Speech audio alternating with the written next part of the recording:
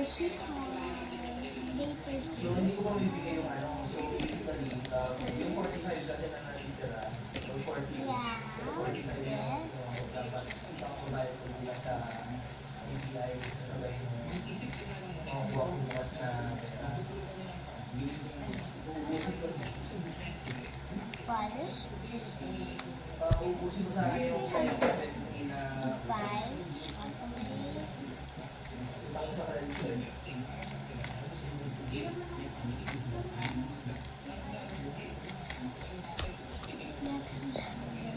So, hindi ko siya maano. Gawin ko yung ano.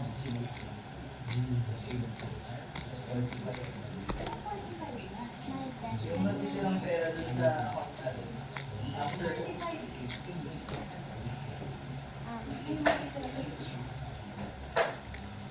binayaran ko si Mama, di ba? Yung 142 sa kanila. Binayaran mo si Mama ng 140. May 160. Tapos nabigay siya ng 150. Kaya nga.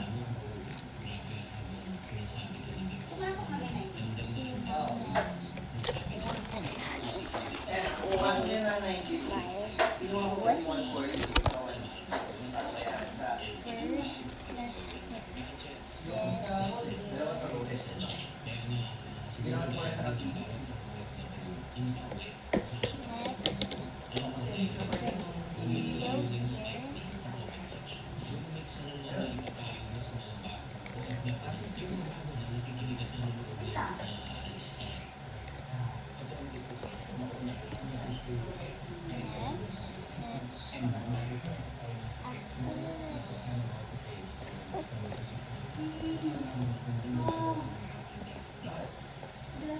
July 18 dalawa.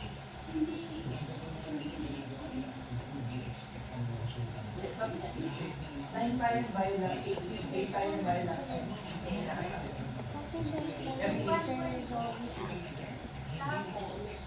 18 na sa akin 166. Maybe 8.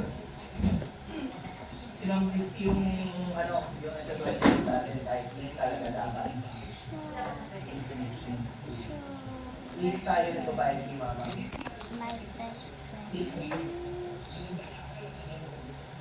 binayad kay Mama yung ano.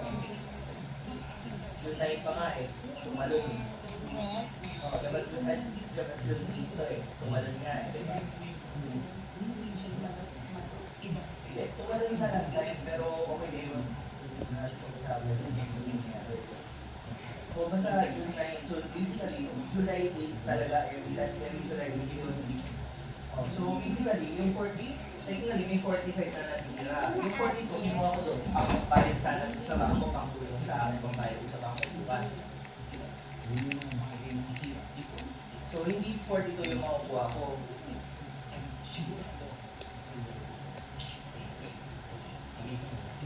So ibabalik ko yung 20. Alam mo, so basically, 30, wala akong makukuha. Parang babalik ko yung 42. Ako na lang po problemahin.